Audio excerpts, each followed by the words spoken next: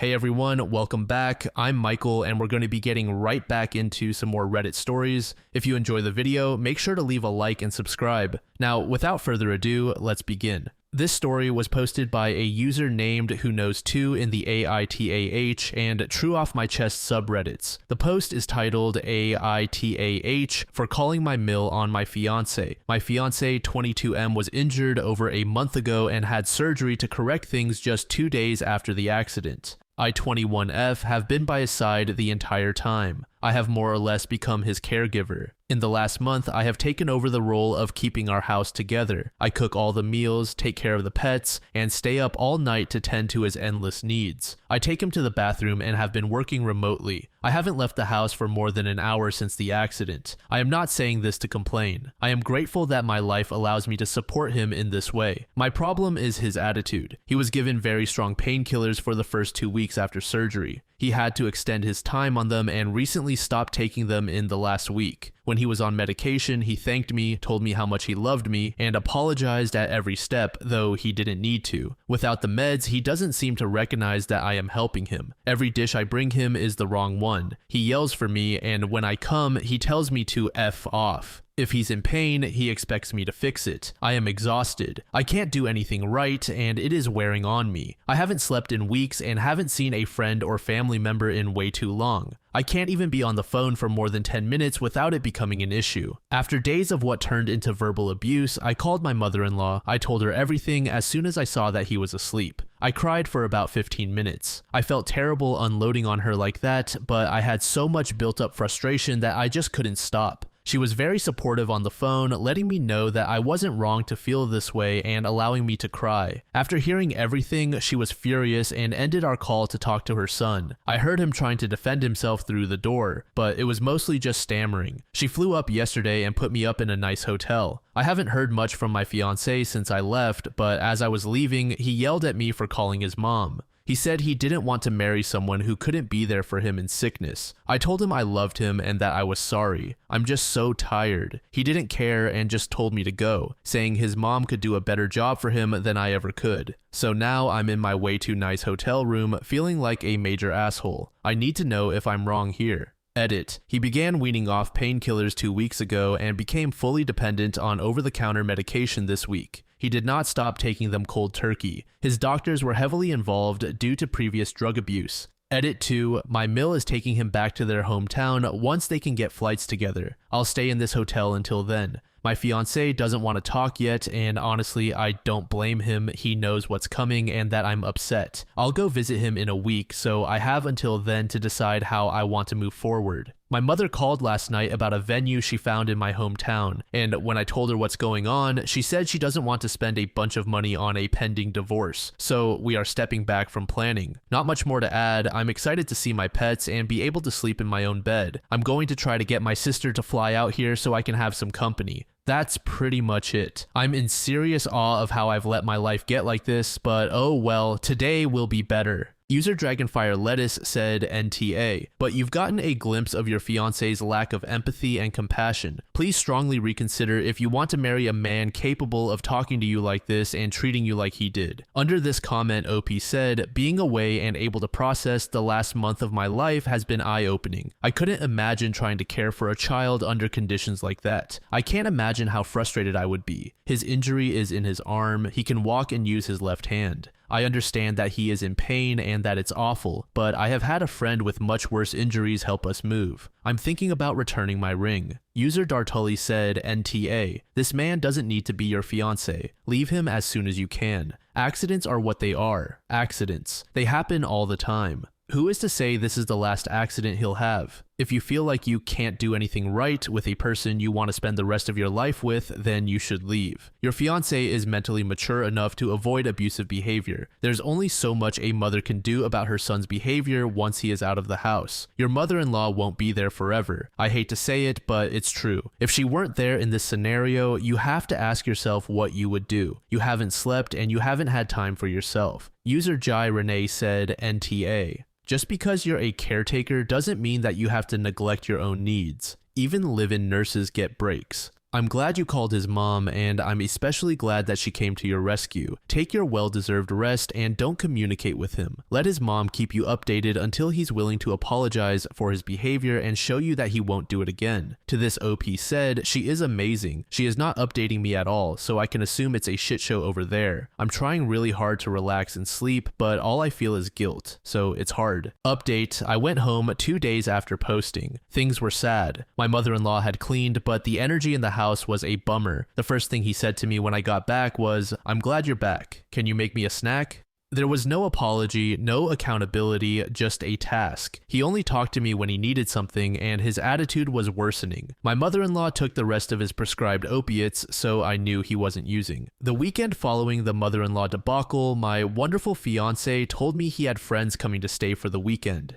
2 hours notice. He didn't ask. I sighed and made up the guest room. His friend and his friend's girlfriend came to stay. During their visit, my fiance bought me flowers, got out of bed daily, took me out, and let me call my parents unsupervised. The day they left, he was back in bed with a terrible attitude. I wish I could say I am in my own apartment with my pets and a bottle of rosé that's just for me or with my girlfriends that I haven't seen in months. Unfortunately, I'm writing this on the couch while listening to the music of his endless demands. However, I do have a light at the end of the tunnel. I'm scared to leave him in person, but he's leaving the country for a month in April. My sister lives abroad, and I'm working on getting to her during that month. It's a process, especially with pets. I look forward to getting there. My mother hasn't spoken to me since I told her I was returning the ring because that's not what we do. We clean our messes. But I have my father's unwavering support. I'll miss my mother-in-law, but I deserve that kindness and understanding from my partner, not his mother. I have stopped forcing myself to find joy in his presence, and it's helping fuel my drive to get out of here. I may update again when I get to my sister, but don't be surprised if I do my best to put this chapter behind me. Thanks for the kind words. I hope you all get the love and hugs you need. And a few weeks after that, OP provided another update. It's been some time, and I finally feel comfortable enough with my situation to update you all. My pets and I are safely with my father. We've been here a couple of weeks, and things are going well. I'm working remotely, but also searching for a new position closer to my hometown so I can still have a social life. My animals are adapting to life without their dad, and I'm doing my best to join them. My ex and I were high school sweethearts. I have been through most major life events with him. There is only a small fraction of my adult life that I have experienced without him. Leaving was really hard, and I am still second-guessing myself. However, I realized recently that by not enabling his behavior, I am truly helping him. He went on his planned trip, and I took that opportunity to get everything I needed from our shared home and make arrangements for my lease going forward. He used his trip as an opportunity to reflect on his behavior within our relationship, specifically over the last year. He is pretty disappointed in himself. It seems that the company he was with on vacation helped hold a clear mirror to his face,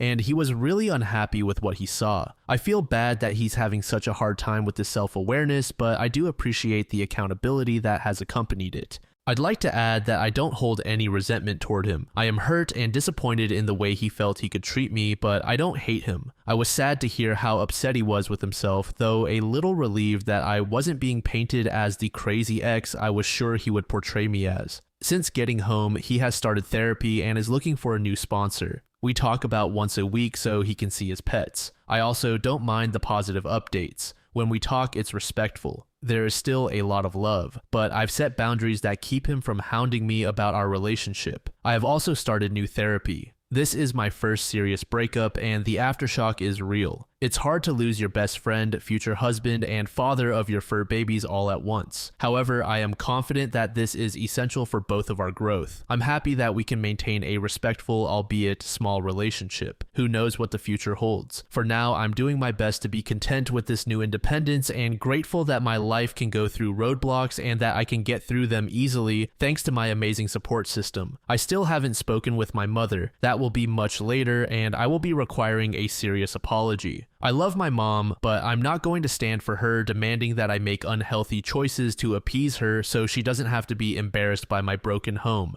Let's be real. I am young, smart, pretty, and have a really good life ahead of me. Thank you for helping me not settle for comfortable. I hope I never have to update again, and I hope you are all having a really good Friday. Update. I left out my final interaction with my ex in my last post. It didn't seem too important at the time, but we had a final hookup the last time I saw him. I am now pregnant. This was my biggest fear while with him, having a child and being solely responsible for them. I am now in that exact position. I told my ex a couple of days after I found out. I assured him that this changes nothing about our relationship, but as he is the father, he has the right to be involved in the conversation. He declared he is moving to my hometown and that he will be the best goddamn father you've ever seen. I have my doubts and am full of anxiety. I've barely learned how to treat myself correctly. I want my kid to be so beyond loved. I want my child to have everything in the world and more. I don't know how to do that on my own. While I am encouraged to see my ex making big boy steps to be a part of our kid's life, I'm also cautious that he's doing all this to get back in my good graces. I can't be a mom to both my ex and my future child. I can't fall back into the same dynamic that made me leave.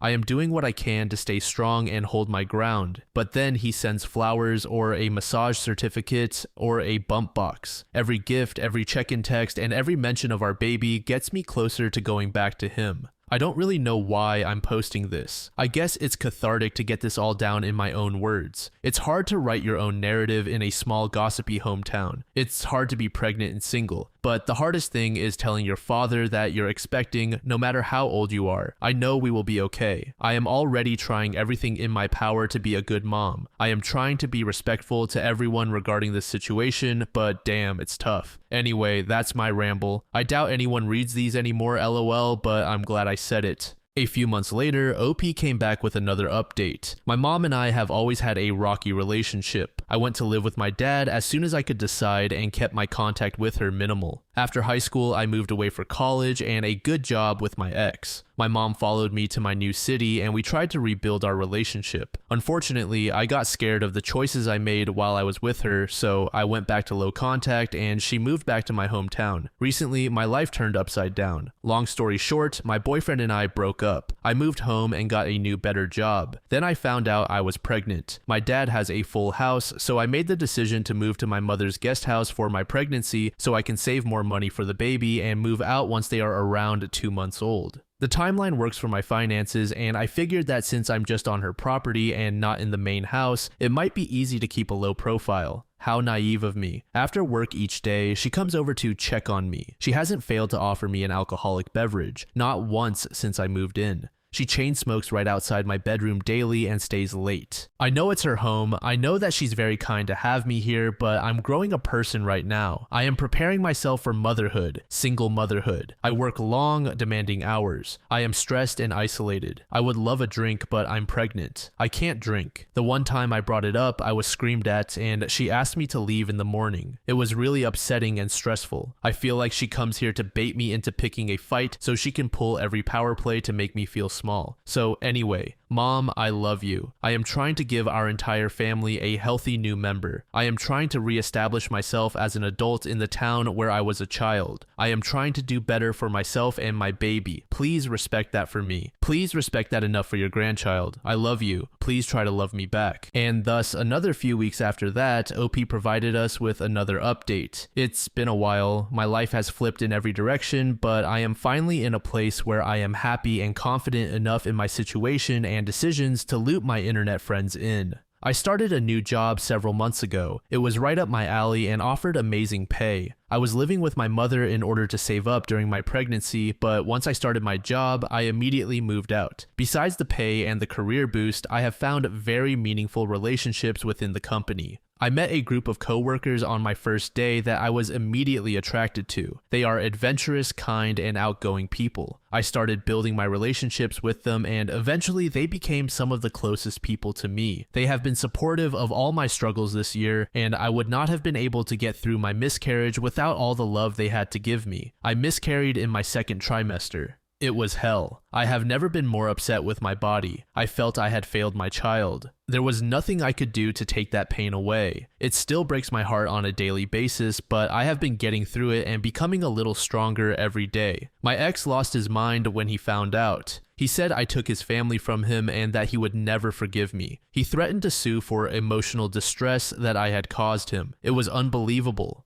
The month after my miscarriage, I started seeing one of my new work friends. He's a bit older than me and is everything I have ever wanted. He is quite literally the opposite of my ex. He cooks and cleans, he makes me feel beautiful, smart, and all the things my ex would say I wasn't. I have found a new version of myself this year. I have made good friends who support me every day. I have discovered things I love to do and have been able to restart hobbies I gave up in favor of my ex. I found a person who makes me want to do better every day. I know this is long, so I'll wrap it up. I have never been happier in my life. I know it's dumb to say, but I genuinely thank Reddit for this. It was hard to read some comments, but they gave me the strength and understanding I needed to stop settling for someone who didn't care about me. I truly hope this is the last time any of you will see a post from me. Thank you all. Then a year later, OP gave us her final update. Reddit, we meet again. I seem to wander here when I don't have anyone to talk to about what's going on in my life. I have been hit with a slurry of responses each time. Some positive, some calling me an idiot, and some telling me how lucky I am that my baby died. Regardless of the context of my posts, I have never received a response here that I would also get from someone in my life who actually knows me. I guess that's why I keep coming back. Well, here I am and life is looking good. If you have read my post history, you know that 2023 was a doozy for me. I ended my engagement, moved back to my hometown, found out I was expecting, and prepared myself for motherhood. Then I found out my baby no longer had a heartbeat and prepared myself to deliver a child I would never get to know. I was let down by my family. Most importantly, I fell in love. I met my ex-fiancé in high school. We grew up together in many ways. During the darkest times in my life, he was there, as well as during happier moments. However, I never felt complete with him. I was always looking for more stimulation. I wanted more. I always thought it was because we had different love languages and attachment styles, but I later learned that we were simply incompatible people. My ex was always miserable, and you know what they say about misery. I left that relationship with nothing but fear. He fought me tooth and nail for all of our joint assets. We are young, but he came from money while I worked hard to buy us a little townhome in our old city. He now has sole ownership. While pregnant and living on my mother's property, when my lawyer told me how cutthroat they were playing, I resigned. He could have anything he wanted, I just wanted peace. He tried to get my car too, but I had enough evidence to prove that it was mine and only mine. I also realized that I had given him everything as well. I had not been honest about who I was or what I wanted since high school, and who the heck knows who they are and what they want at 15. Certainly not me. I found myself back at square one. I was home, watched over by my parents and siblings. I was learning who I was again, but this time I only had to think for myself. It felt like I had just restarted life. I got a job in my field and set out to take life by the horns and create a new reality for me and my baby. When I started my job, I knew on the first day that I would be friends with my co-workers. There was a group of them that were just so attractive to me. They were everything I wanted to be. Beautiful, bubbly, charming, adventure-seeking. I could go on. I remember feeling super intimidated the first time I interacted with them. We worked in different departments, so there wasn't a ton of overlap, but every time I talked to one of them, it felt like being in middle school again when a popular girl complimented my top.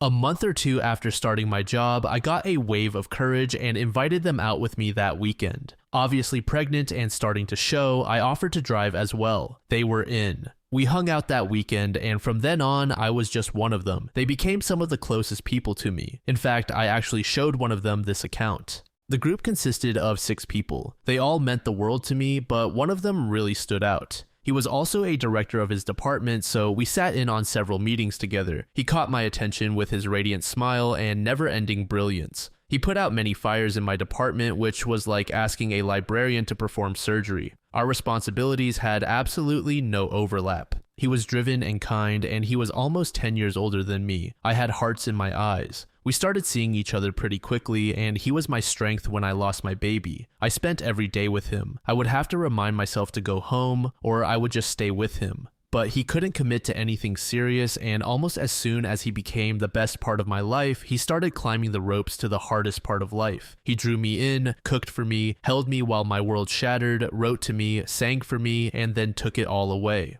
For a while, I thought that if I did things right, he would come back. We never stopped seeing each other, but the lines were now blurry, and he had no trouble bringing home a different girl when he would come out with me. I fell into a deep rut and realized that the only way to get out would be to sever ties with him. He took it well and promised to remain friends. He transferred branches a week later. Once he was gone and I fell out of his orbit, I took a good look at myself. I realized how I had loved with every ounce of myself while I was small and never asked for it back. I realized that I had started to grow a human inside of me, one I never got to properly grieve. I realized that I had only ever worked and loved. I never just took time to be me. I have taken back my health. I used to be very conscious about what I consumed, but then I got pregnant and never got back on track. I ended up gaining 53 pounds through all the events of 2023. I have now lost 48 of those pounds. I have always been a little underweight prior to last year, but now I just feel healthy. I found the most adorable home that my kitties and I absolutely love. We are right in town, and I have had the time of my life making it mine. I got promoted at work just after New Year's. This promotion comes with a lot of opportunities for travel, so I am preparing my lifestyle for those changes.